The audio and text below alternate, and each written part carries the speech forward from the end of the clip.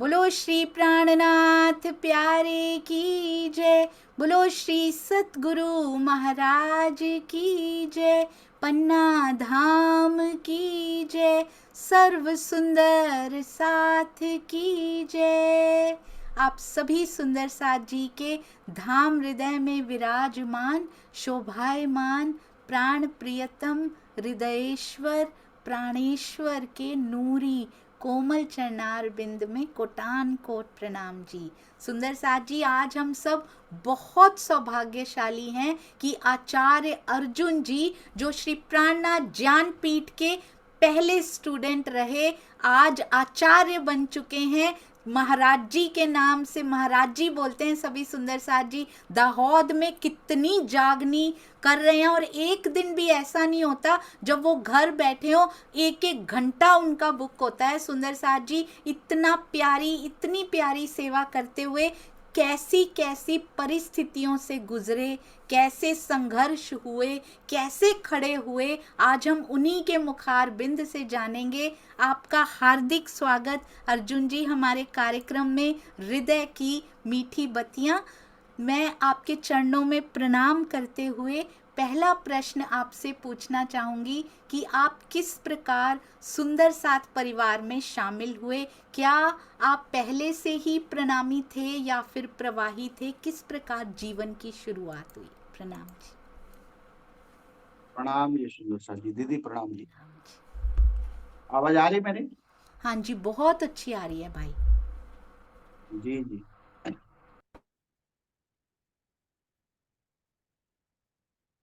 पहले में जुम परिवार सुंदर साथ के आत्म और परात्म दोनों के चरणों में मेरा पुनः प्रणाम। सुंदर साथ, ये जो आज की मीठी बतिया का जो प्रसंग है, इसमें प्रेरणा तो महापुरुषों से ली जाती है, उनके जीवन से ली जाती है, जो हमेशा ध्यानिश होते हैं, ज्ञानी होते हैं, तत्व ज्ञानी होते हैं। हमारा प्रसंग प्यारे सुंदर साथ जी, मैं तो एक आम सुंदर साथ हूँ और सुंदर साथ की भी चरण धूलि की एक रज बनने का मैं प्रयास कर रहा हूँ। ये तो लिखा जाता है सम्मान के लिए सुंदर साथ, आचार्य जी और महाराज जी, गुरु जी। सुंदर साथ, हम केवल सुंदर साथ की चरण धूलि बनने का प्रयास कर रहे हैं। अब उसमें भी शामिल हो जाए तो हमारा बड़ा भाग्य होगा। अभी दीदी ने एक प्रश्न किया कि भाई आप कैसे सुंदर साथ में शामिल हुए, जो जिस तन को सुंदर साथ का नाम दिया जाता है। तो सुंदर साथ जी, प्रसंग बड़ा लंबा है। हमारा जन्म इस पृथ्वी लोक में तो हुआ है, पर इस पृथ्वीलोक मृत्युलोक में भी एक आम सुंदर साथ, जहां नवधाम में बहुदेववाद की पूजा होती थी। हमारे परिवार में, हमारे पूरे गांव में वही बहुवाद की पूजा होती है, बहुदेववाद। निजानंद संप्रदाय का अगर बीज कहाँ आया है तो हमारे मामा के वहां आया। वहां चंचल गुरु जी आया करते थे। वहां हमारे छोटे भाई गए थे और वो वहां रहते हमारे मामा के वहां। तो उसने तारतम लिया था। वो एकांत में आकर के घर में बैठ करके सर पे रुमाल रख करके तारतम बोलते थे, और मैं रहा हरिओम वाला और वो रहे निजानंद जी। हमारी आपस में टचिंग चला करती थी। वो कहते थे हमारा तारतम मंत्र बड़ा है, हम कहते थे हमारे भगवान त्रिगुण ब्रह्मा विष्णु महेश ये बड़े हैं। तो इतने में उन्होंने कहा था कि भाई आपके सवालों के उत्तर हम तो नहीं दे पाएंगे, पर हमारे गुरुजी आएंगे वो आपको बताएंगे। तो 2-3 साल तो हमारा छोटे भाई के साथ बहस चलती रहती थी।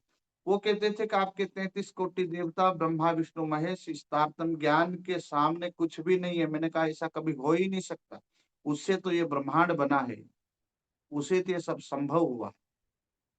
तो सुंदर साथ, कुछ समय के बाद हमारे यहाँ डोडी पकती है, गेहूं का समय होता है, उसमें श्रावण महीने के अंदर नवाई का प्रोग्राम होता है।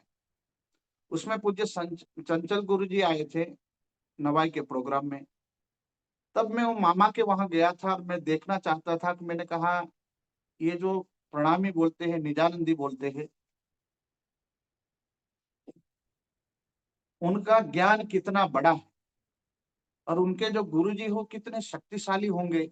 शायद हमारे ब्रह्मा विष्णु महेश से भी ज्यादा शक्तिशाली है क्या, ऐसा मैं जानना चाहता था। तो नवाई के प्रोग्राम में पूज्य चंचल गुरु जी मंडोर के कुछ सुंदर साथ आए थे पुनाकोटा गांव में, और वहां आए थे और मैं भी वहां गया था नवाई के प्रोग्राम में। मामा लोगों ने इनवाइट किया था, जा करके बैठे थे। मैं परखना चाहता था ये महाराज श्री है वो कहाँ तक का ज्ञान बताते हैं, और मैं अपने तरीके से उसका परीक्षण कर रहा था चर्चा सुनते सुनते। जब उनकी सभा पूर्ण हुई तो उन्होंने, हमारे कई मित्र थे, हम लोग कई उनके सत्संग में बैठे हुए थे, सबके बीच में से मुझे उन्होंने बुलाया कि ये कौन है, कहाँ से आया है। मैं डर गया, मैंने कहा ये क्या हो गया भैया, ये कुछ कर तो नहीं दे रहे ना, शायद इसको पता चल गया है। तो सुंदर साथ फिर उन्होंने बिठाया, डोडी खिलाई और बोला आप कौन हो, कहाँ से आए हो। मैंने कहा मैं इनका भानेज हूँ और ये नवाई के प्रोग्राम में आया हूँ। उसके बाद उन्होंने कहा मंडोर गांव में बीतक चलती है और वहां आप आइएगा ये जानकारी के लिए। तो हम लोग वहां से, हमारे 7 किलोमीटर पड़ता है मंडोर गांव, वहां मेरे साथी थे 6-7, और मामा कांजी मामा करके थे, उनके साथ हम लोग डेली शाम को, शाम पड़ जाए 6 बजे चल पड़ते थे। तो सुंदर साथ वहां पहुंच जाते थे और फिर सुबह में, रात्रि में सभा सुन करके सुबह में वहां से निकलते थे तो घर पहुंच जाते थे। तब वहां गाड़ियां नहीं थी। पर ये प्रसंग प्रेरणा के लिए है, प्रेरणा फिर से मैं बता देता हूँ। प्यारे सुंदर साथ जी महापुरुष से ली जाती है। मैं कोई महापुरुष नहीं हूँ, मैं सुंदर साथ की चरण धूलि हूँ। सुंदर साथ चरण धूलि बनने का प्रयास में कर रहा हूँ। इसलिए ये प्रसंग प्रशंसा के लिए नहीं है, ये प्रसंग प्रेरणा के लिए। नहीं तो ये जहां प्रसंग ऐसे प्रशंसा के आते हैं, वहां प्यारे सुंदर साथ जी मीठा जहर शुरू हो जाता है। और मीठा जहर ये एक प्रचारक के लिए, एक भक्त के लिए, एक सत्संग के लिए घातक होता है। जिसको श्री जी ने कहा है कि मार प्रतिष्ठा पेजारो जो दगा जेत बीच ध्यान। पर ऐसी घटना हुई थी सुंदर साथ के, जहां से हम लोग जाते थे, और वहां हम लोगों ने सत्संग को सुना था पर तारतम्य में नहीं ले रहा था। मैंने कहा ये बहुत देववादी है और इनके बीच से मैं तारतम्य लूंगा तो इनका ज्ञान तो ऊंचा है, बात तो सत्य है इनकी। पर उससे पहले मैं मेरे मामा लोगों को, मैं हरिओम की उपासना करता था, हनुमान जी की, गायत्री की, शंकर भगवान की, सारे देवता इकट्ठे थे, जनरल दुकान थी। तो मैं उनको एक बात से चुप करा देता था कि भाई हमारे ब्रह्मा विष्णु महेश बड़े हैं, तुम्हारे प्राणनाथ जी भी दुनिया में आए हैं। तो आज तक प्राणनाथ जी स्वरूप की बात नहीं कर रहे थे। आज तक हम लोग को जितने भी सुंदर साथ है वो प्राणनाथ फोटो को बताते थे। तो मुझे भी फोटो बताया कि ये भगवान है। मैंने कहा बिल्कुल गलत है, ये तो शरीर है, ये कोई भगवान थोड़ी। तो उसमें उन्होंने एक बात मुझे बताई थी कि भाई तुम्हारे 33 कोटि देवता ब्रह्मा विष्णु महेश महाप्रलय में लीन हो जाएंगे। तो मैंने कहा ये कैसे संभव हो सकता है। तो ये जब मैं भागवत पढ़ता था मुझे इस बात का पता था कि भागवत के 12वें स्कंद के 4थे अध्याय में इसका वर्णन आता है कि ब्रह्मा जी जब शयन करते हैं तो 14 लोग, 33 कोटि देवता प्रलय को प्राप्त होते हैं। और आदिनारायण शयन करते हैं, सब कुछ उसके शयन में विलीन हो जाता है। पर जाता कहाँ है ये मुझे पता नहीं था, और इसका उत्तर उनके पास नहीं था। उसका उत्तर मुझे चंचल गुरु जी ने 15 दिन की बीतक मंडोर गांव में की। और दीदी उसमें हमें सब पता तो चल गया निजानंद संप्रदाय का। उसके बाद दाहोद में आकर के हमने तारतम लिया था, वहां मुझे तारतम दिया था, तब मेरी छोटी आयु थी। तो वहां से ये शरीर, अभी मैं सुंदर साथ नहीं बना है, सुंदर साथ की चरण धूलि की एक रज बनने का तब से प्रयास में कर रहा हूँ। तो तब से ये लौकिक शरीर उसमें शामिल हो गया सुंदर साथ में। वहां से हम सुंदर साथ कहला रहे, पर सुंदर साथ अभी है नहीं, सुंदर साथ का बनने का प्रयास करें। उसके बाद ऐसा हुआ कि मैंने कहा तुम्हारे आप में कोई गुरुजी है कि आपके संप्रदाय में कोई बड़े, जैसे हमारे आश्रम बापू है, बड़ी बड़ी सभाएं होती, आप में कोई है क्या? तो उन्होंने कहा कि हमारे एक सरकार साहब थे और राम रतन दास जी महाराज जी। मैंने कहा उसके आप फोटो मुझे दे सकते हैं क्या? तो ऐसे मामा के वहां से मैं 2 फोटो लाए। उसके बाद मैं पहले से मेडिटेशन तो थोड़ा थोड़ा करता ही था और तारतम लिया। तारतम लेने के बाद मनन चिंतन तो करता ही रहता था, जाप करता था, जाता तो कुछ पता नहीं चलता था। तब पूज्य स्वामी जी चोपड़ा जी के अंदर ध्यान करते थे, तो उसका हम इंतजार कर रहे थे, तो वहां से हमको तारतम मिला।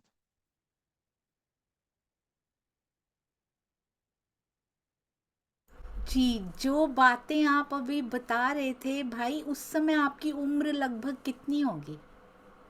अब मैं बहुत छोटा था दीदी, लगभग मैं 10वीं 11वीं में हो सकता हूँ, उतनी उम्र हो सकती। जी, तो तो आप तब जी, जी जी बोलिए।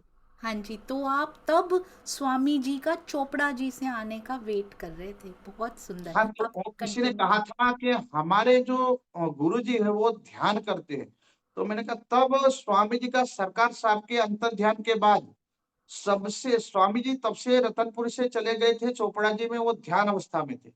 उसके बाद चंचल गुरु जी के मुखारबिंद से मैंने ये पता तो कर लिया था कोई महापुरुष है इनके संप्रदाय में, मुझे मिलना पड़ेगा। उसके अलावा ये सब पूरा भ्रांति दूर होने वाली नहीं है।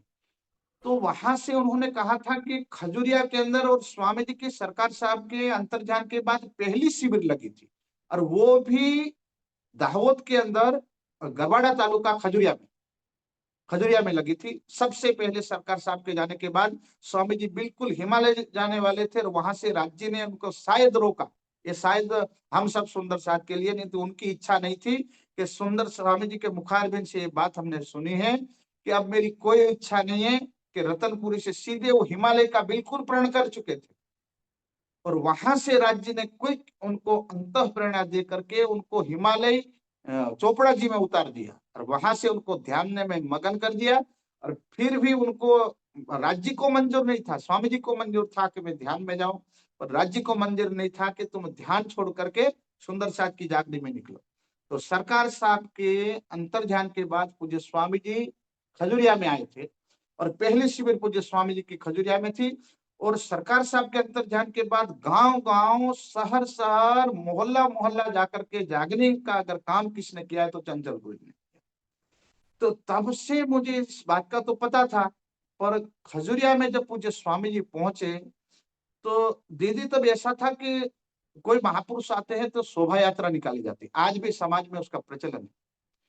तो वहां बहुत शोभा यात्रा, विशाल समुदाय सुंदर साथ सब खड़े हो गए थे और वाजिंत्र लेकर के और भजन मंडलियां लेकर के, हम भी उसमें शामिल हो गए थे।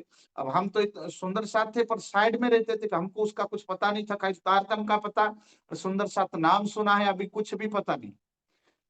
अब जब जेसावाड़ा करके गांव है और वहां सुंदर साथ भजन गा रहे थे, और भजन में उनकी कड़ी थी कि नवतनपुरी से चल के पन्ना में डेरा डाला, तो ऐसे चल के 7 जगह, ऐसा कुछ 1-2 शब्द मुझे याद है। वहां ऐसा हुआ था कि कोई जादू जैसा मुझे लगा, मैंने कहा कोई आने वाला है, पर ऐसा फिर लग रहा था कि कोई, मतलब अचानक हमारे साथी थे वो मुझे पूछने लगे, और ऐसे लगा कि किसने शीशे के ऊपर पत्थर मार के तोड़ दिया है। अब तक मुझे कुछ पता नहीं था, पर मुझे रोना आ रहा था। मैं सोच रहा था मैं क्यों रो रहा हूँ, इनके बीच में गाने वाले गा रहे, भजन गाने वाले गा रहे। अब लोग मुझे पूछ रहे कि आपके पेट में दर्द है क्या, सिर में दर्द है क्या, क्या हुआ, मुझे कुछ भी पता नहीं कि मैं, मुझे क्यों आंसू आ रहे हैं, मैं क्यों रो रहा हूँ। उसके बाद मैं दुकान के पीछे जाकर के सोचा, और जो भी हुआ था वो घटना हुई। उसके अभी मुझे कुछ भी पता नहीं है घटना क्या घटित हो रही, मुझे ऐसा लग रहा था शरीर में कुछ एक मामला क्या है, पर ऐसा लग रहा था कि कोई खींच रहा। मैंने सोचा, इसको टाल दिया इस बात को, मैंने कहा होगा कुछ, हो सकता है ये प्रसंग है साधु संतों का, तो कोई हो सकता है। उसके बाद ये 5 दिन का प्रोग्राम था खजुरिया के अंदर। उसके अंदर पूज्य स्वामी जी की बॉडी बिल्कुल ध्यान से आए थे तो वीक थी बिल्कुल। स्वामी जी इतना कोमल बोलते थे। तो जैसे मुझे तो इतना पता था, पूज्य आश्रम बापू जब मंच पे आते थे दूर से प्रणाम करना पड़ता था, और उनके इंतजार में हम लोग, अगर उनके 2 बजे मंच उनका शुरू होने वाला था, तो दिन में अगर 10 बजे मंच है तो रात के 2 बजे बैठ जाते थे उनके मंच में आगे बैठने के लिए। तो जाकर के दूर से दर्शन हो पाता था। या तो 4 बजे बैठ जाए या तो 3 बजे, तो उनकी आगे पंक्ति लग सकती थी। ये मेरा अनुभव था आश्रम बापू के आश्रम में रह करके। तो वहां से मुझे पता था कोई संत आ रहे हैं, महापुरुष आ रहे हैं, तो उनका दर्शन करना चाहिए, ये मैं जान गया था। तो पूज्य चंचल गुरु जी ने, जब पूज्य स्वामी जी चलते हैं तो आज भी सुंदर सा दर्शन करते हैं, ऐसे हमने भी दर्शन किया। एक दिन हुआ, 2 दिन हुआ, क्योंकि मेरे गांव में तो कोई प्रणामी थे नहीं। एक एक दो मेरे मित्र थे, बहुत सुंदर साथ थे। उनकी एक स्कूटी लेकर के हम दोनों निकल आए थे घर से, और कपड़े तो नहीं लाए थे। पर एक दिन रहे, दूसरे दिन वापस चले गए, फिर आए। तो तब मुझे, मैं प्रणाम करने गया, तो स्वामी जी के पास बैठा। बैठने के बाद स्वामी जी को क्या हुआ राज्य जाने, मुझे खाली उन्होंने पूछा कि आप कहाँ से हो। मैंने कहा उधर गांव से आया हूँ। क्या करते हो? मैंने कहा पढ़ाई करता हूँ पूज्य स्वामी। तो इतने में पूज्य स्वामी जी ने अपना स्वेटर निकाल करके मुझे दे दिया। मैं सोच रहा हूँ कि मैं तो ऐसे ही डरता था कि वो संतों के चरणों में थोड़ी सी गलती हो जाए तो बहुत बड़ा उसको दंड मिलता है, बहुत उनको दंड भोगना पड़ता है। तो मैं डरते डरते जाकर के प्रणाम किया। उसके बाद मुझे स्वामी जी ने स्वेटर निकाल करके मुझे दे दिया। मैंने कहा कोई संत प्रसाद दे, वो बहुत बड़ा मूल्य होता है, स्वेटर दे दिया। अब मैं तो ऐसे फूल गया। मैंने कहा वाह, मेरा तो भाग्य खुल गया। तो इतने में फिर दूसरे दिन पूज्य स्वामी जी और चंचल गुरु जी एक ढाबे के ऊपर ले गए, छत था।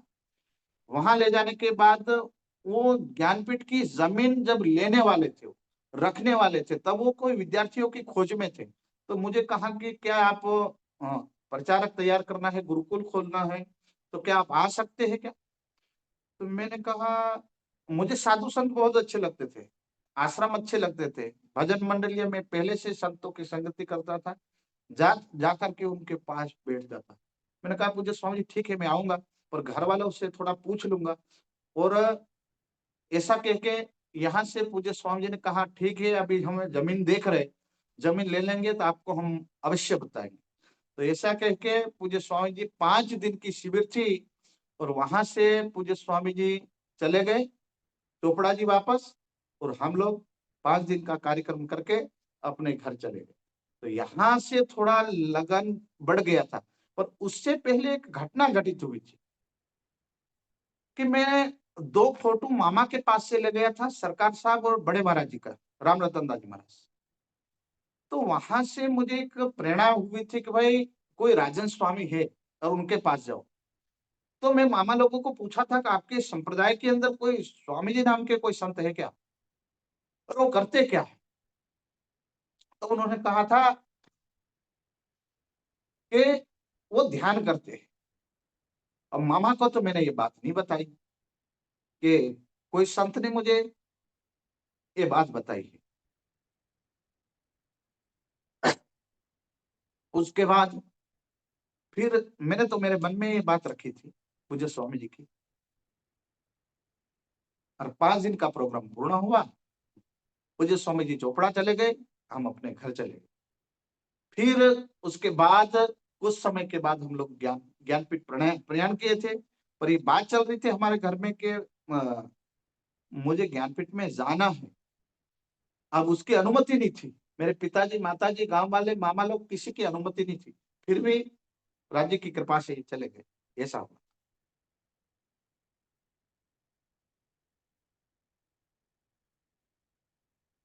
जी, बहुत सुंदर। किस प्रकार से स्वामी जी से मुलाकात हुई, किस प्रकार ज्ञानपीठ के सबसे पहले आप वो बने, स्टूडेंट बने, किस प्रकार आगे की स्मृतियाँ कैसी रही। आप तो आज बोलते जाएं और हम सुनते जाएं। भाई तो प्रणाम जी। दिल, प्रणाम जी। तो ऐसा हुआ। फिर घर में जाकर के हमने बोला कि हमें कोई ज्ञानपीठ है, आश्रम है, घर वालों को ये पता नहीं कोई आश्रम में ये जाने वाला ये साधु बन जाए। साधु से सबको चिढ़ होती है। अपने बच्चे, मेरे पिताजी का सपना था इसको वकील बनाऊं मैं और कोई नौकरी करे, और इधर घर में मैं ही बड़ा था और मैं ही पढ़ता था। तो इधर माता जी ने जैसे सुना तो बोले ये बाबा बाबा बनने का काम नहीं है, साधु वाधु अपना काम नहीं है, पढ़ना हो तो घर में पढ़ो, भक्ति करो। और पिताजी ने सुना, तब से लेकर के पिताजी लाठी लेकर के मेरे घर में कोई साधु नहीं आना चाहिए। और चंचल गुरु जी के तो सख्त विरोध कि ये ले जाकर के चला जाएगा तो कान फटे बाबा बना देगा हाथी वाला और घुमाएगा बोले। अब हमको ये पता था कि ये राज्य की बात है, उनको हम क्या समझाए, बहुए देववाद में वो मानते हैं। अब फिर 2 साल के बाद चंचल गुरु जी ने चिपके से मेरी टिकट बना ली। उसमें हमारे दाहोद के रमेश भाई आरिफो, शारदा बेन, करसन भाई, अलका बेन। अब तब मेरे पास बैग नहीं, मैं थैली लेकर के घर से निकला था और घर वालों को पता नहीं था। चुपके से मेरी टिकट बन गई थी। अब मैंने कहा आप जाने तो दो, बाद में आकर के देखा जाएगा। अब इनको पता नहीं कि बाबा बनने जा रहा है। उसके बाद भंडारा था, ज्ञानपीठ का पहला भंडारा। और भंडारे के अंदर हमारे दाहोद से सूर्य प्रताप महाराज और विजय सिंह भंडारे से पहले 3, 4, 5 दिन पहले चले गए थे और मैं भंडारे में गया। तो चंचल गुरु जी के साथ, उन सुंदर साथ के साथ, तब तो अ, जैसे आरएसएस वाले बंधुगण खाकी चड्डा, वो हाफ पहनते, हाफ पैंट और शर्ट, वैसे में पहन करके एक थैली लेकर के, और ट्रेन में पहली बार स्लीपर में बैठा था। अब जनरल में बैठ करके बड़ौदा तो 3, 4 बार गया था, और स्लीपर में कभी नहीं बैठा था। तो वैसे ही मैं बैठ करके ज्ञानपीठ पहुंचा, और ज्ञानपीठ में पहला भंडारा था। और पहले भंडारे के अंदर तूफान भी काफी आया था। और तब हम ज्ञानपीठ में गए, और ज्ञानपीठ में भंडारे के बाद हमारी पढ़ाई प्रारंभ हो गई ज्ञानपीठ के अंदर। तो पूज्य स्वामी जी थे, और सबसे पहले 12 बच्चे थे ज्ञानपीठ के अंदर। और 12 में हम 2 लोग बड़े थे। एक तो थे ओमनाथ जी, जो सिक्किम से आते हैं। इधर मैं थोड़ा बड़ा था, बाकी सारे बच्चे छोटे छोटे थे। तो जिम्मेदारी हम लोगों के ऊपर थी सारी। और पूज्य स्वामी जी, तब हमारी ज्ञानपीठ की परिस्थिति ऐसी थी, 5 कमरे थे, और उसमें एक कमरे में पूज्य स्वामी जी रहते थे, मंदिर था, दूसरे में क्लासें भी चलती थी, और एक ट्रस्टियों के लिए था। और तब 5 कमरे थे, और वहां से पढ़ाई प्रारंभ हुई थी। तो सेवा में, पढ़ाने में पूज्य किरण माता जी, हमारे आचार्य चंद्र गुरु जी, वेद मित्र आचार्य जी, हीरालाल शास्त्री जी, ये सब उस समय के आचार्य जी थे। और तब वहां से बीतक और बानी की पढ़ाई प्रारंभ हो गई थी। और वहां हुआ ऐसा था कि अभी जो समय है, ऐसा समय उस समय नहीं था। चारों ओर बाउंड्री खुली थी उस समय, 5 कमरे थे, गैया भी थी। रसोई के अंदर अगर किचन मास्टर चले जाए, रसोईया, तो वो 2 महीने के बाद आवे, 3 महीने के बाद। तो पूज्य स्वामी जी के ऊपर जागने का भार भी था। वो हम लोग को कह के निकल जाते थे, 2-2 महीने के बाद वो वापस लौटते थे। तो कभी कभी समय तो ऐसा आता था कि सूर्य प्रताप महाराज बर्तन, और विजय जी महाराज दाल बनावे, और हम चावल बनावे। फिर गायों की सेवा में और पढ़ाई तो दिन में लगभग 1 घंटा होती थी उस समय के अंदर, पहले पहले। अभी तो बहुत अच्छा हो गया। 1 घंटा हो, उसके बाद सारे आश्रम के कार्य से निवृत्ति होने के बाद हम लोग रात्रि में पढ़ते थे। और उसमें पूज्य स्वामी जी की शालीनता और सादगी का मैं इतना फैन हो गया कि पूज्य स्वामी जी जैसे, हम लोग लाइट अगर नहीं है तो पूज्य स्वामी जी खुद का इन्वर्टर भी बंद कर देते थे। अगर रात्रि हो तो तब ज्ञानपीठ में लाइट नहीं थी, जनरेटर चलाना पड़ता था। ज्ञानपीठ के पास इतना बजट नहीं था। तो हम लोग गर्मियों में ऊपर छत के ऊपर चले जाते थे सोने के लिए। तो पूज्य स्वामी जी की भी खटिया ऊपर लगाते थे, और पूज्य स्वामी जी के चारों ओर हम लोग बैठ जाते थे।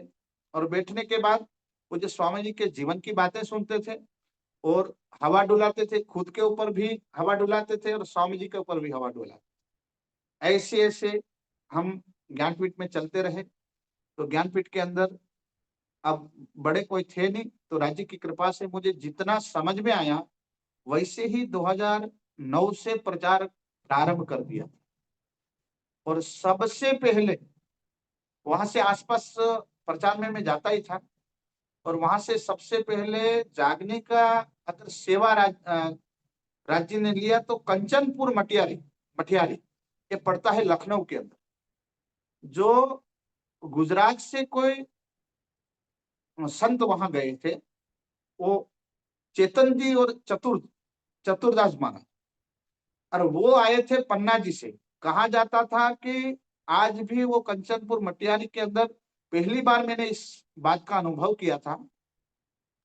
कंचनपुर मटियारी के अंदर एक दिन मैं रात्रि में सो रहा था, और सोते से तो कोई 2 बजे लोग आए, दरवाजा खटखटाया। मैंने सोचा कि कोई चोर आ गया, पर वो चोर नहीं थे, एक बच्ची थी और बच्ची बेहोश थी, और 4 लोग उसको उठा करके लाए। और मैंने देखा कि राज्य को प्रणाम कराया, और वहां एक कुआं था, कुआं से पानी निकाला, पानी से बच्ची को नहलाया, और महाराज जी की जो समाधि थी उसको हाथ लगा करके बिठा दिया। तो 4 बजे फिर वापस वो लोग चले गए, 5 बजे। और उसके बाद मैंने सुबह पुजारी को पूछा कि भाई ये रात्रि में आए, और रात्रि में आने के बाद ये लोग वापस क्यों चले गए, उसका कारण क्या है?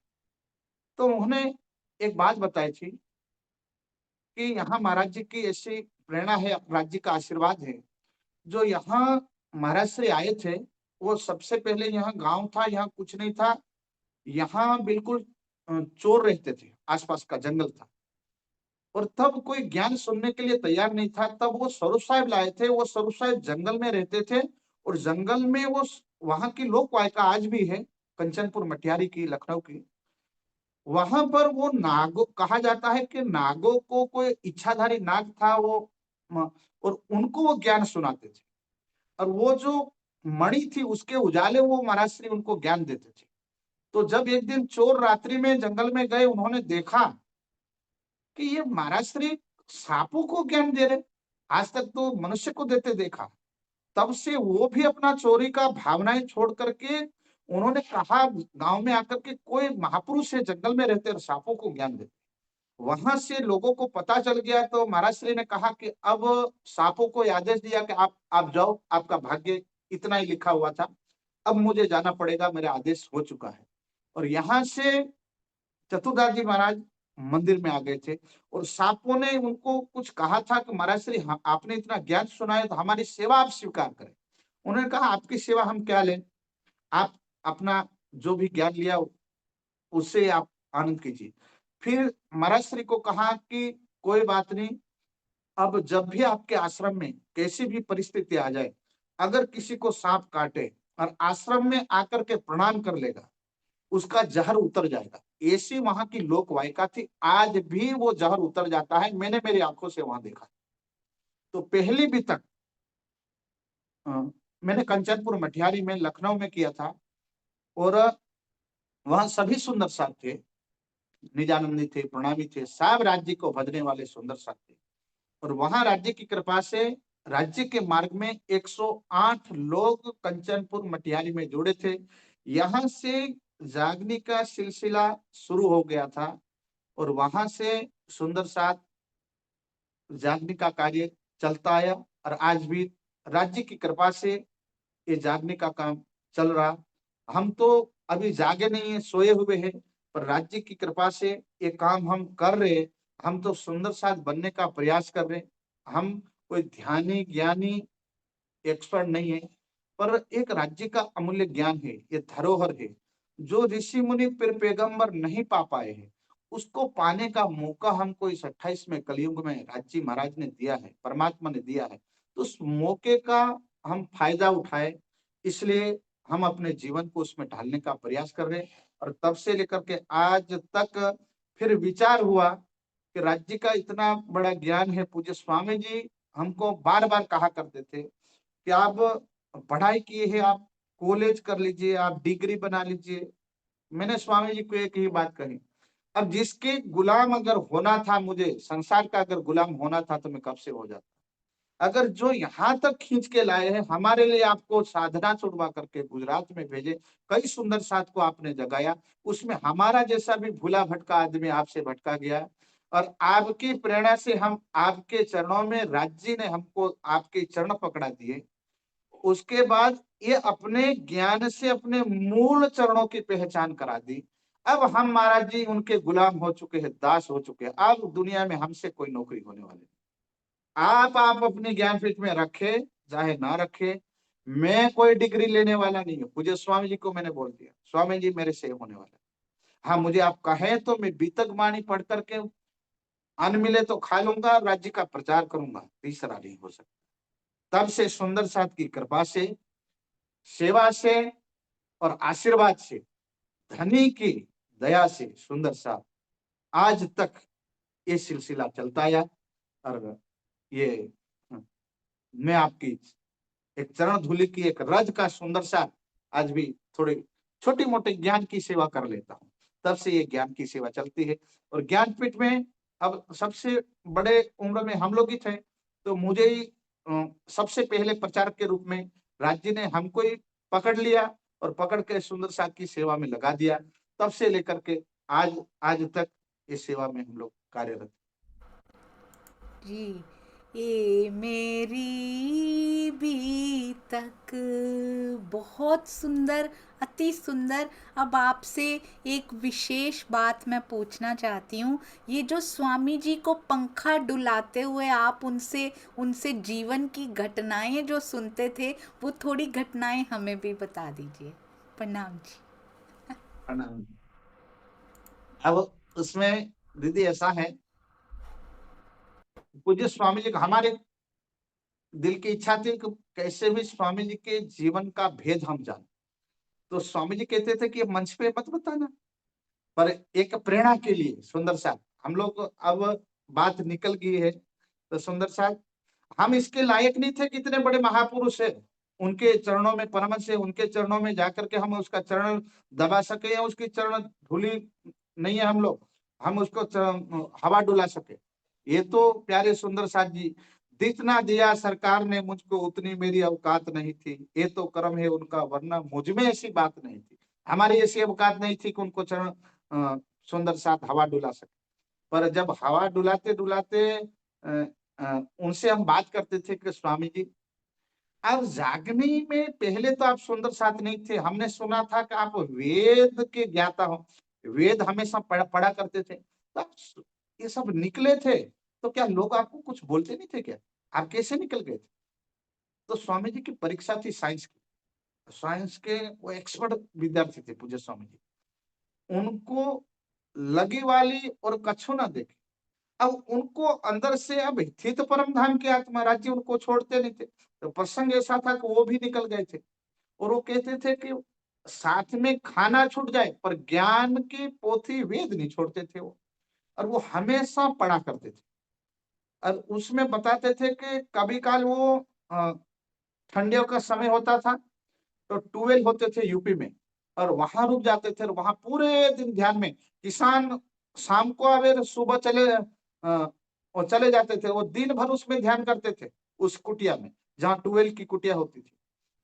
और कभी वो बताते थे कि हमें पूछते थे, पूछे स्वामी जी खाना कब खाते थे, खाना क्या खाते थे? तब वो कहते थे कभी कभी मैं चलते चलते मुहवा खा लेता था, कभी कोई दाने मिल जाए वो खाता था, पर वो ध्यान नहीं छोड़ते थे।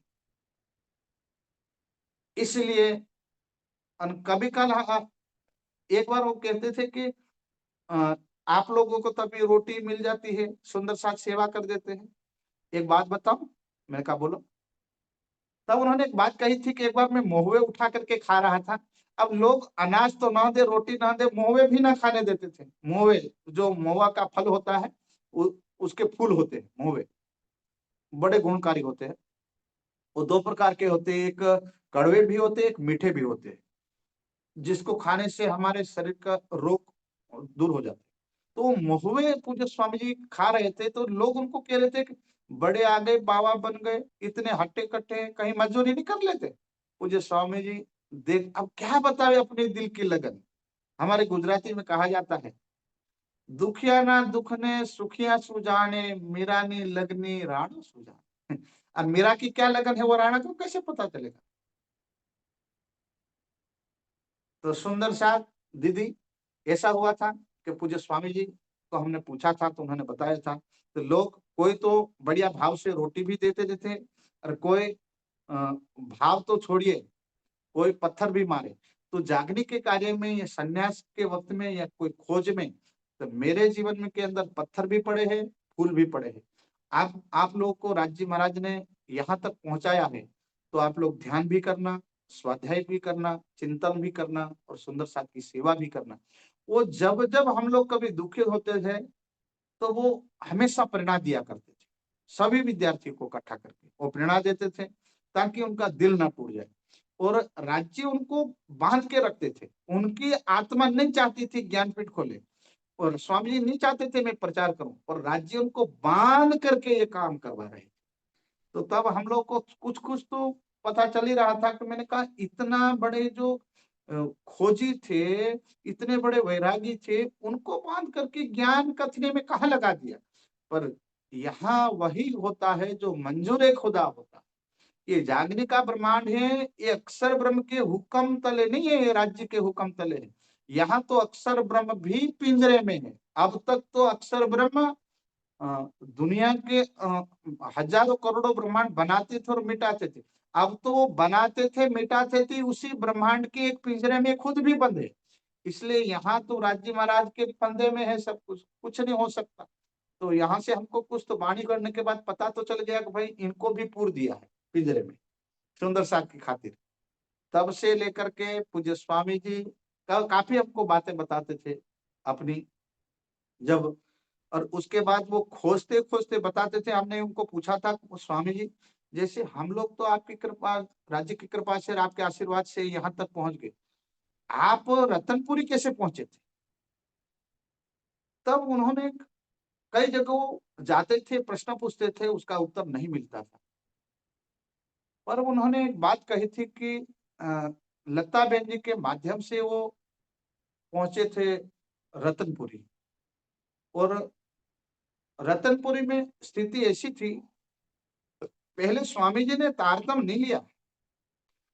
तारतम लेने से पहले सरकार साहब को कुछ उन्होंने प्रश्न पूछे थे और सरकार साहब ने उनको राज्य को पकड़ा दिया था, स्वरूप साहब पकड़ा दी। और उस स्वरूप साहब के अंदर स्वयं राज्य का स्वरूप है, ज्ञान है। तो राज्य की बातें और स्वामी जी के जो वेद मंत्रों की बातें चौपाइयों के माध्यम से उनको अंतः प्रेरणा हो गई और उससे वो गलित गात हो गई और उसने कई ग्रंथ लिख दिए। उसके बाद उन्होंने स्वामी जी ने तारतम लिया। ऐसा प्रश्न था। हवा तो बहुत डुलाई है आपने, कुछ बातें और हैं वो भी हमें जाननी है आज।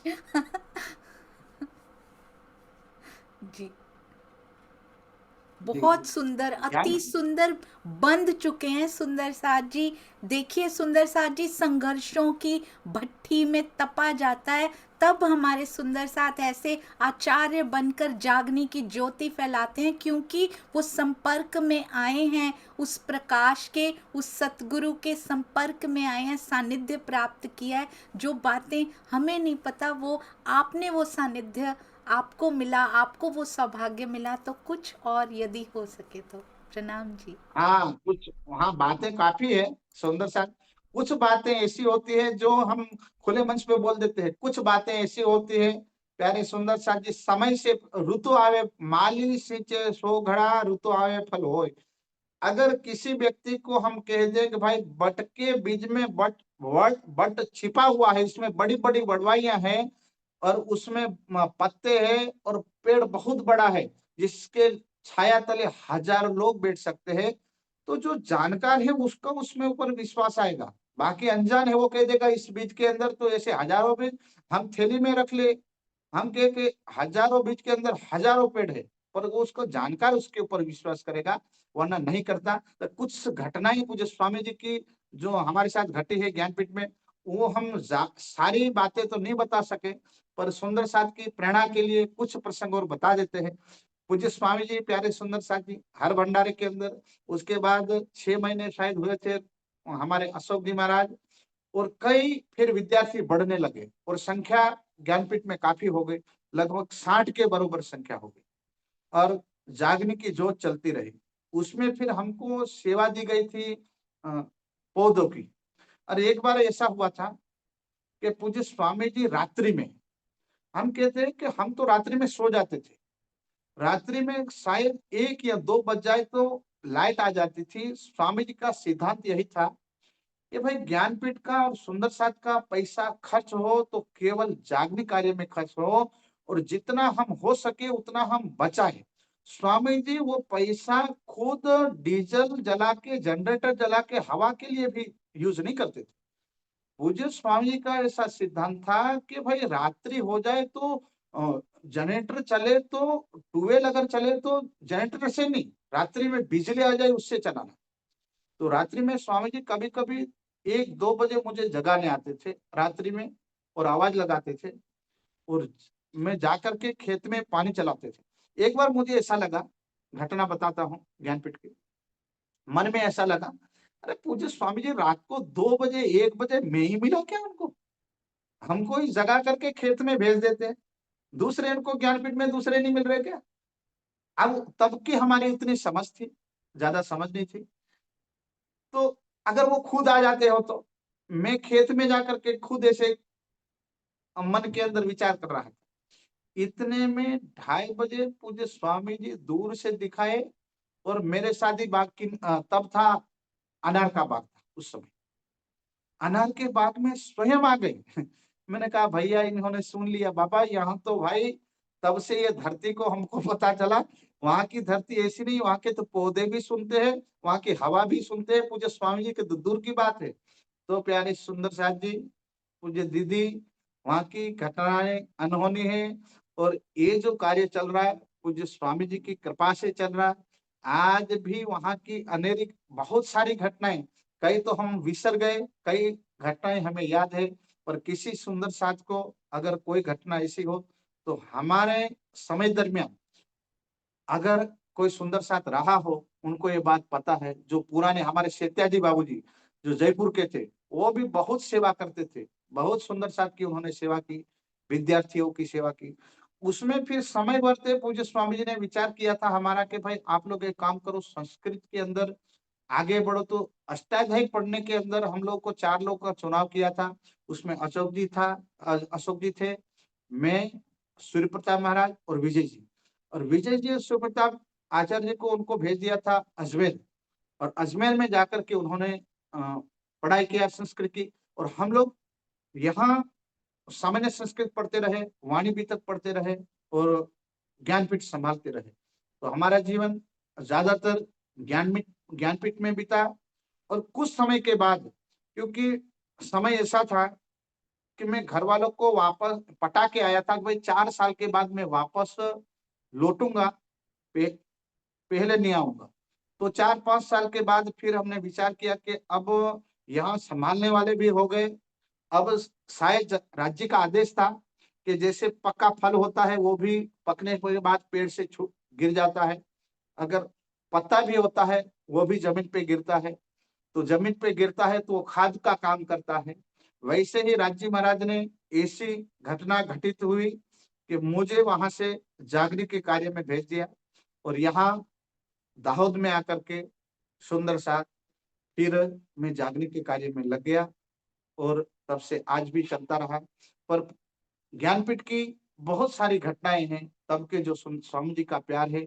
स्वामी जी, एक और घटना स्वामी जी की, ज्ञानपीठ हो चाहे ट्रेन हो चाहे सुंदर साथ का घर हो, स्वामी जी का काम वही है कि रात को या तो ध्यान करे या तो लिखे, या तो पहले अगर सोए तो वो पढ़ते थे, 1 घंटा सोवे, फिर उठ करके आप देखें तो या तो वो ध्यान में होते थे या तो वो लिखने में होते थे। कई बार हम जाकर के देखते थे, रात को अगर नींद खुल जाए स्वामी जी के दरवाजे जाली में जाकर के झांक के देखते हैं स्वामी जी क्या कर रहे, तो वो ध्यान कर रहे, या तो वो लिख रहे, या तो ध्यान कर रहे, या तो कोई सुंदर साथ को प्रेरणादायक कोई प्रसंग बता रहे।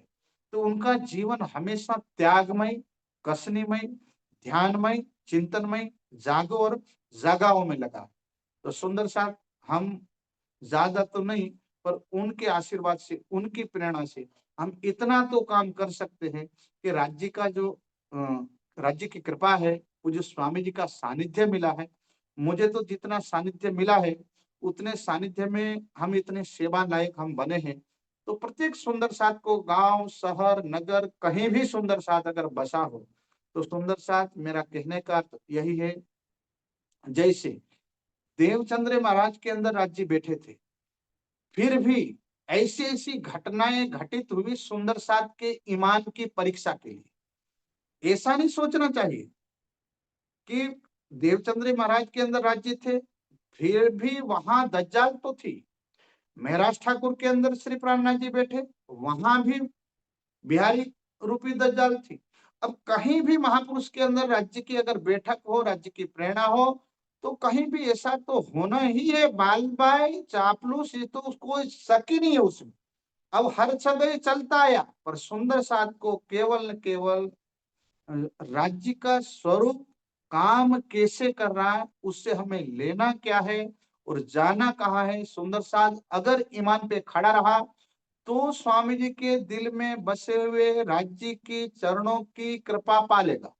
क्योंकि कुछ मर्तबा चाहे तो मिटा दे अपनी हस्ती को, अगर मोती चाहिए तो मरजीविया बन करके सर पे कफन बांध करके समुद्र में गोता लगाना पड़ेगा, वरना मोती नहीं मिल सकती।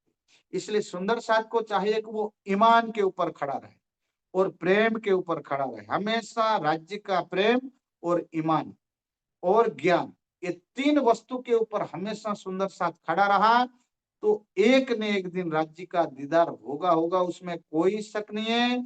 अगर नहीं तो ध्यान में भी हो सकता है, ऐसा नहीं है। ज्ञानपीठ में ऐसे ऐसे सुंदर साथ हमको मिले हैं जिनको प्रत्यक्ष अनुभव भी हुए हैं और परोक्ष अनुभव भी हुए।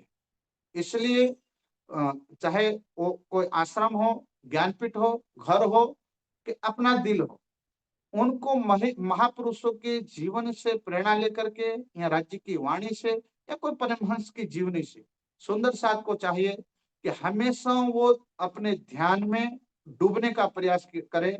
और दीदी हमेशा बोला करती है, सुंदर साथ प्रेम में डूबने का प्रयास करे।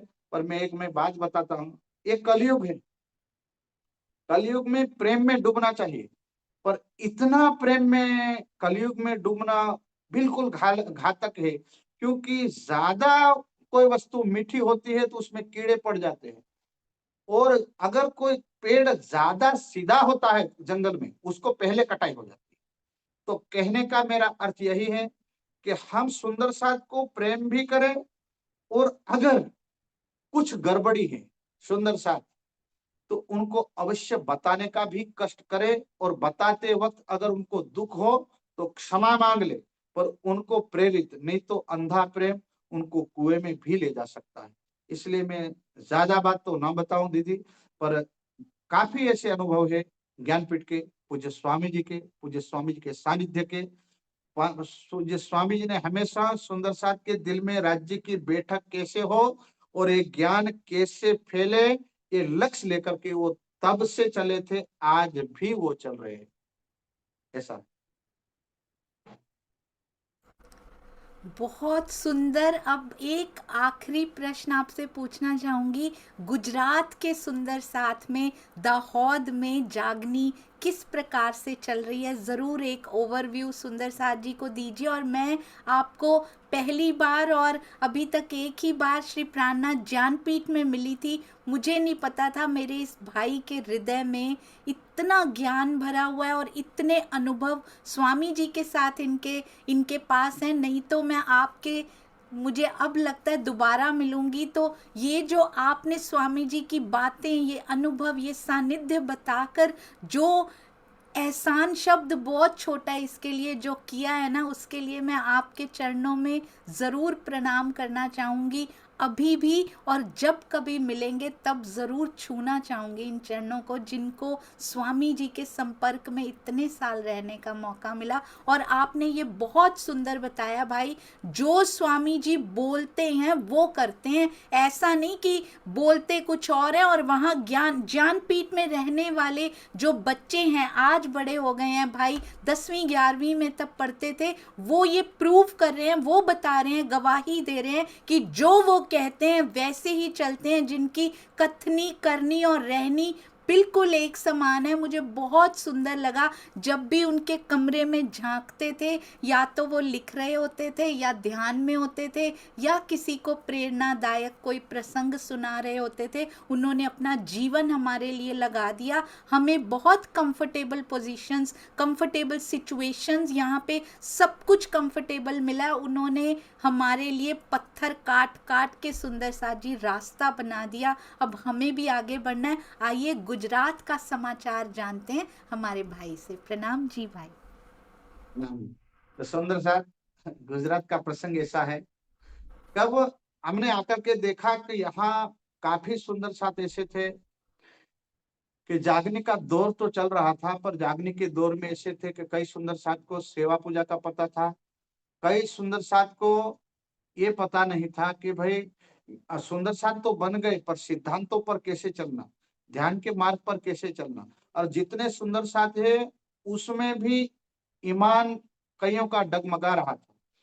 तो पूज्य स्वामी जी का सिद्धांत था, ज्ञान वाणी की टीका भी हो चुकी थी और पूज्य स्वामी जी का आदेश भी हो चुका था कि कुछ भी हो जाए सुंदर साथ के दिलों में राज्य की बैठक करनी है। ये मत देखना कि वो राम वाला है, हनुमान वाला है, कृष्णा वाला है या फिर श्री जी वाला है, नहीं। आपका सिद्धांत यही है कि उसके धाम दिल में राज्य की बैठक कैसे हो जाए, ये आपका लक्ष्य है। आप कुछ मत देखिए, खाना मिल रहा ठीक है, नहीं मिल रहा ठीक है, अगर राज्य के मार्ग पर चल रहे तो पीछे मत देखना। तो हम लोगों ने देखा ठीक है, तो गांव गांव जा करके हमारे दाहोद के अंदर काफी सुंदर साथ है। यहाँ मंडोर सुंदर साथ, बोरकुंडा सुंदर साथ, यहाँ के रोजम सुंदर साथ, उमरिया सुंदर साथ, यहाँ के अलग अलग बोरियाली सुंदर साथ, भीलवा, खुटाजा, उसमें एमपी, कल्याणपुरा, यहाँ से चले जाते हैं तो पिपलोद, पिपलोद से छोटी हांडी, बड़ी हांडी, रेटिया, रेटिया से झालोद, लिमड़ी, सुंदर साथ, रलियाती, बोरखेड़ा, कई सुंदर साथ। ये हम लोग जो दाहोद में है वो दो हद है, दो हद यानी गुजरात की हद और एमपी की हद। तो गुजरात के सुंदर साथ से वहां भी हम लोग जागने के कार्य में जाते हैं, उनके घरों में भी, और यहाँ से हम एमपी में भी जाते हैं, यहाँ से राजस्थान पे भी जाते हैं। त्रिकोणीय त्रिवेणी संगम है। तो यहाँ से जो सुंदर साथ कोई भी कर्म हो, हमारा सिद्धांत यही था कि राज्य से जुड़ के, चाहे शादी का कर्म हो तो भी राज्य के नाम से हो, चाहे नामकरण का कार्य हो तो भी राज्य के नाम से हो, चाहे कोई भी वास्तु हो तो भी राज्य के नाम का हो, हर प्रसंग को राज्य के नाम से जोड़ा गया। उससे पहले जोड़ा जाता था, पर राज्य की कृपा से मैं आया, उसके बाद सूर्य प्रताप महाराज आए, विजय जी आए, तो यहाँ जागनी का पूर और बढ़ गया। और जो सुंदर साथ छिपे थे और अन्य संप्रदाय जैसे ब्रह्मा कुमारी हो या तो रामपाल कबीर वाले हो, भागवत वाले हो, बहुत सारे अन्य संप्रदायों से भी हम लोग जाकर के डिबेट करते हैं। और वहां से भी जाकर के कई धन निराकार वाले हैं, कई मोहल्ले के मोहल्ले सुंदर साथ में शामिल हुए हैं। उसमें कबीर वाले भी शामिल हुए हैं, राधा स्वामी वाले शामिल हुए हैं, ब्रह्मा कुमारी वाले शामिल हुए हैं। फिर हमने देखा कि सुंदर साथ में काम बनने वाला नहीं, अब प्रवाही में धावा बोलो। तो पहले तो मैं अकेला था, तो जितना लड़ाई थी वो लड़ रहा था, अब हमारे साथी और आ गए। और उसके बाद साल में 2-3 बार पूज्य स्वामी जी आया गया करते थे। और फिर जागनी यात्रा बड़ी, फिर सुंदर साथ स्वामी जी ज्यादा आए, तो फिर हम लोग जितने को तैयार करते थे वो फिर शिविर में शामिल होते थे, उसका बड़ा रूप हो जाता था, बड़ी शिविर लग जाती। इसलिए धीरे धीरे धीरे करके आज मंडाण के मंडाण दाहोद का नाम जो स्वामी जी लेते हैं, ये सरकार साहब का आशीर्वाद है। उसमें पाए में ये जो पुराने जो सुंदर साथ थे उनका श्रेय है। और हम लोग तो अभी आए, हमको तो ये जागने का कार्य करते करते लगभग 16 साल, 15-16 साल हुए हैं। और उससे पुराने जो सुंदर साथ थे वो भी लगे थे। हमने तो पालिश किया सुंदर साथ को, और सुंदर साथ भी रास्ते में लग गए, प्रवाही भी लग गए, और वैसे ही कार्य शुरू हो गया। तो दाहोद में कहीं भी शिविर लगती है, 3-4 के 5,000 की संख्या तो आम होती है, ऐसे ही हो जाती है। सुंदर साथ यहाँ नामकरण का प्रोग्राम होता है तो 500 से 1000 सुंदर साथ ऐसे ही हो जाते हैं। तो ये आम बात मानी जाती है दाहोद के अंदर, क्योंकि कहा जाता है कि दाहोद से पूज्य रामरतन दास जी महाराज भी निकले हैं, दाहोद की धरती से।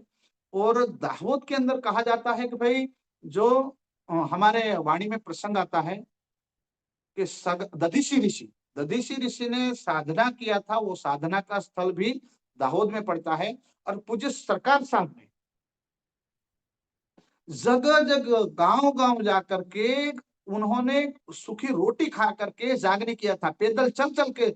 अब हमको विचार आ रहा था दाहोद में सरकार साहब ने इतना समय क्यों लगाया, क्योंकि सरकार साहब ने आज भी सुंदर साहब बताते हैं कि रापटाल वाले जो अभय सिंह दादा, वो तब सरकार साहब को यहाँ लाए थे।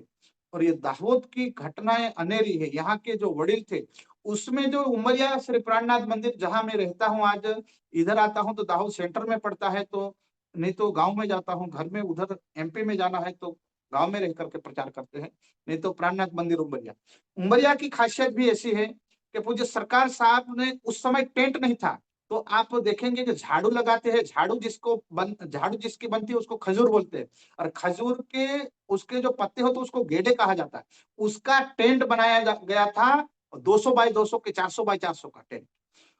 और तब टेंट नहीं था, और उसके तले बैठ करके सुंदर साथ ने 5-5 हजार के इतने सुंदर साथ इकट्ठे होकर के चर्चा सुनी थी। और तब बिछाने के लिए टाटपत्री नहीं थी, तब पुराली थी, पुराली जो हम धान बोलते हैं, धान के बाद जो बचती है वो पुराली होती है। और पुराली को बिछा करके जिन्होंने सत्संग सुना है और सोते थे सुंदर साथ, उसमें ही सो जाते थे। तो सरकार साहब भी एक बार, सरकार साहब को बिठाना था तो क्या करे, ये धाम मोहल्ला उमरिया में, तो पूज्य स्वामी जी भी वहां ठहरे थे। स्वामी जी बिल्कुल छोटे थे, उनकी वीक बॉडी थी, तो वहां स्वामी जी भी ठहरे थे, सरकार साहब भी ठहरे थे। तो उनको पुराली बिछा करके ऊपर चादर बिछा करके पूज्य स्वामी जी और सरकार साहब को बिठाया गया था।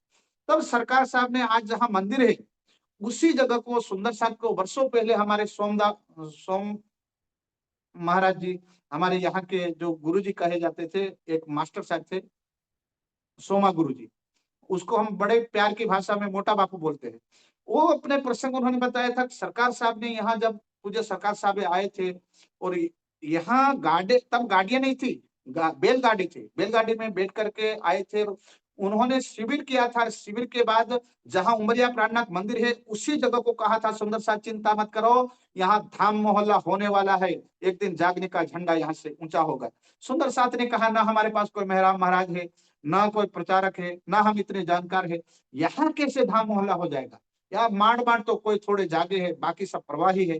पर आज राज्य का ध्वजा ऊपर है और सुंदर साथ जागने का काम चल रहा है। तो आज सुंदर साथ को सरकार साहब के वचनों, और पूज्य स्वामी जी जब वीक बॉडी थी तब स्वामी जी की, तब आए थे स्वामी जी, और तब से लेकर के आज सुंदर साथ कहते हैं कि पूज्य सरकार श्री पूज्य स्वामी जी की उस समय की जो मेहनत है वो आज रंग लाई है। तो हम तो उनके थोड़ा सा हेल्प कर रहे हैं, हमारी कोई मेहनत नहीं है सुंदर साहब, हमारा तो कर्तव्य बनता है जागो और जगाओ। मूल मिला में वायदा किया था और वादा हम अब निभा रहे। सुंदर साथ इतने हम काबिल नहीं है, हम तो खाली आप सुंदर साथ की चरण धूली है, आप लोग जो सेवा कर रहे हम उतना नहीं कर पाते, पर जितना हो सके उतना राज्य की कृपा से उनके उन्होंने अगर इस सेवा में लगा ही दिए हैं, तो उनकी सेवा मान करके, धनी का एक हुक्म मान करके, सुंदर साथ का वायदा मान करके, दाहोद की इस धरती में, एमपी में, राजस्थान में सुंदर साथ, जहां जहां सुंदर साथ का बुलावा आता है वहां वहां अवश्य जा करके हम लोग, यहाँ गुजरात में तो बहुत ऐसे, राजकोट, बड़ौदा, हमारे हिम्मतनगर, और हिम्मतनगर में सबसे पहले हमको जिन्होंने जूम मीटिंग से जुड़ा, हम हमारा प्रसंग मन में ऐसा था अपन डिजिटल युग में अभी एंट्री ना करें, दिल में ऐसा था पर राज्य का हुक्म था, सुंदर साहब नहीं माने। तो अमित भाई, निमेश भाई, वहां फिर हम जागने कार्य के लिए गए और उन्होंने आप लोगों से मिला दिया। और वहां हमारे पर्ण भाई मीठी बत्तियां में आने से तो मेरा दिल नहीं कर रहा था कि वहां जाकर के अपने प्रसंग बताओ, उसके बाद प्रशंसा है, और प्रशंसा होगी तो प्रेरणा की जगह अगर कोई प्रशंसा में लग गया तो वो हमको धोना पड़ेगा। और प्रशंसा एक प्रचारक के लिए बहुत घातक होती है। और कैसे होती है मैं बता देता हूँ। जैसे कोई गेहूं के आटे की खीर बनाओ और उसमें गांठें पड़ जाती है, और उसको तोड़ने में जो माताएं होती है शीरा बनाओ, उसको ही पता होता है कि वो गांठें पड़ जाती है, वो कैसे तोड़ी जाती है। वैसे कोई प्रचारक, कोई साधु, कोई संत, कोई सत्संगी, उसको जो प्रेरणादायक जो प्रसंग होता है, वो प्रेरणादायक के लिए होता है। उनके जीवन का प्रसंग वो प्रशंसा के लिए नहीं होता है। अगर प्रशंसा अपने सर पर ले ले तो फिर उनके लिए घातक होता है। तो कहीं हमारा पैर उधर ना फिसल जाए, इसलिए मुझे डर लग रहा था। पर सुंदर साहब ने कहा, और राज्य का आदेश था, तो हम यहाँ आप तक आ गए। तो दाऊद की ऐसी लीला है, जगह जगह दाऊद में कोई दिन ऐसा नहीं है जहाँ सत्संग नहीं होता है। दाऊद का गांव गांव, नगर नगर, दाऊद एमपी राजस्थान, वैसे ही जागने का काम हमेशा चलता रहता है और हम लोग उस कार्य में लगे हुए हैं। बहुत सुंदर, अति अति अति सुंदर। सुंदर साथ जी, आपने देखा हमारे द्वारा, सुंदर साथ जी के द्वारा दिया गया सेवा का एक भी धन की एक भी पाई को व्यर्थ खर्च नहीं किया जाता श्री प्राणनाथ ज्ञानपीठ में। और दाहोद और आसपास के एमपी बॉर्डर जो लगता है, जो जो अभी अभी इन्होंने क्षेत्र बताए भाई ने, तो जो सुंदर साथ वहाँ रहते हों और बुलाना चाहते हो किसी भी पारायण में, किसी भी तरह के कार्यक्रम में, तो हमारे अर्जुन जी, सूर्य प्रताप जी, विजय जी, ये हमेशा जागनी कार्य में तत्पर रहते हैं। तो आप इनवाइट कीजिए। वैसे तो इतने बिजी रहते हैं कि समय नहीं होता, पर ज़रूर समय निकालेंगे। सुंदर साथ जी की मांग पर ज़रूर समय निकाला जाएगा, कभी किसी को निराश नहीं किया जाएगा, ऐसा मेरा पूरा विश्वास है। और हम सब राज्य की विधि से, अपनी विधि से हर कार्य को करना शुरू करें और अपने आचार्यों को जरूर जरूर बुलाएं। सुंदर साथ जी,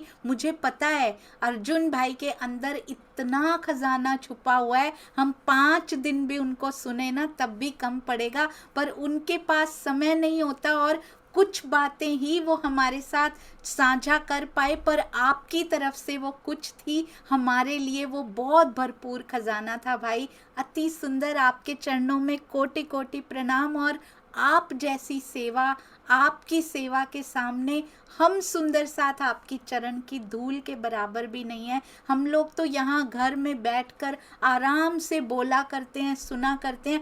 आप धूप में निकलते हैं, आप शीत में निकलते हैं, वर्षा में निकलते हैं, तूफानों में भी निकलते हैं। जागनी कार्य नहीं रुकता कभी भी। फेस टू फेस निकलने वाले सारे सुंदर साथ के चरणों में अर्जुन भाई जी के साथ ही मैं नमन करना चाहूँगी, जो इतनी कठिनाइयाँ सह कर भी बाहर निकलकर जागनी के कार्य करते हैं। सुंदर साथ जी, बहुत बहुत प्रणाम जी। धन्यवाद। एक बात और मैं कहना भूल गया, 1 मिनट लूंगा। जी जरूर, आप जितने देखिए मर्जी मिनट लीजिए, खुला समय है हमारा और कोई कार्यक्रम नहीं है। आधा घंटा भी और ले सकते हैं, हमें तो सुनने की भूख है। बोलिए।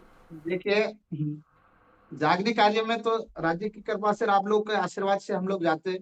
पर आज जूम मीटिंग की सेवा में अगर हमको आप सुन पा रहे सुंदर साथ, और राज्य की 2 बातें कहने का अगर मौका मिला और आप तक पहुंचा रहे, तो ये सेवा, ये जूम सुंदर साथ, पर्ण भाई और सोनिया दीदी को जाती है। सुंदर साथ यहाँ की इंटरनेट की सेवा की व्यवस्था इन सुंदर साथ ने की, जिसकी बदौलत आप सब सुंदर साथ तक हम कुछ 2 बातें राज्य की जानते हैं, वो पहुंचा देते हैं। तो सुंदर साथ, ऐसा नहीं और बात मुझे कुछ नहीं कहनी थी, ये तो खाली आप सब सुंदर साथ के लिए प्रेरणादायक प्रसंग है।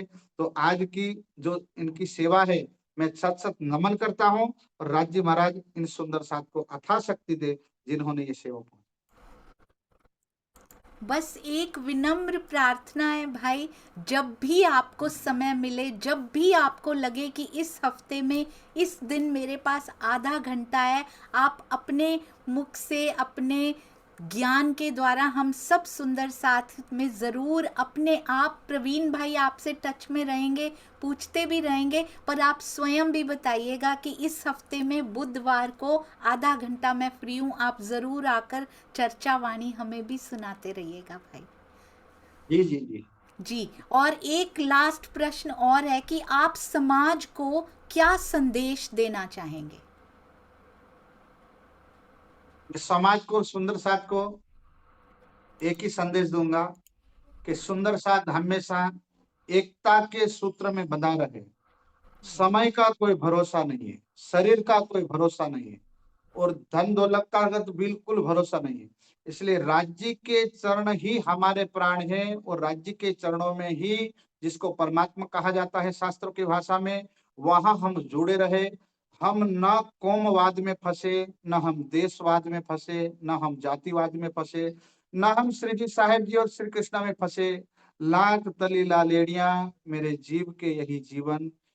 अगर यहाँ इस बात को सुंदर साथ पकड़ लेंगे तो सुंदर साथ कहीं भी रहे, कोई भी मंत्र बोले, अगर वो प्रवाहित भी होगा और कोई मंत्र भी नहीं लेगा और केवल राज्य और श्यामा जी के चरणों का चिंतन करेगा, तो वो भी अखंड होने का दावेदार होगा। इससे बड़ा पुण्य संसार में कुछ भी नहीं होगा। बहुत सुंदर, सरल, सटीक शब्दों में, थोड़े से शब्द कहते पावर हाउस होते हैं ना, वैसा संदेश आपने केवल 2 शब्दों में दिया। यदि हम इसको अपना लें, स्वयं एक होकर फिर डिंडिम घोष करना शुरू करें, तो देखिए कितना प्रभावी होगा। बहुत बहुत शुक्रिया आपके चरणों में समय निकालने के लिए, इतनी मीठी बतियां हम सबसे करने के लिए। आपके चरणों में प्रणाम जी। हाँ जी दीदी, मैं रजा ले सकता हूँ क्योंकि मुझे थोड़ा जी, प्रोग्राम में जाना है। हाँ जी ज़रूर भाई, बहुत बहुत शुक्रिया, प्रणाम जी। आप बाद में वीडियो देख लीजिएगा, सुंदर जी साथ जी जी अभी जो बोलेंगे। प्रणाम जी। जी जी, प्रणाम जी, प्रणाम। प्रणाम। सभी सुंदर साथ अनम्यूट करके प्रणाम कर सकते हैं सुंदर साथ प्रणाम प्रणाम जी। जी, प्रणाम जी। प्रणाम प्रणाम जी। प्रणाम जी आचार्य जी के प्रणाम जी चरण आचार्य जी के चरण, प्रणाम कोटि कोटि प्रणाम प्रेम जी। प्रणाम जी, कोटि कोटि प्रणाम प्रणाम जी। जी, प्रणाम जी। प्रणाम जी। प्रणाम जी अर्जुन जी के चरण प्रणाम जी। प्रणाम जी। प्रणाम।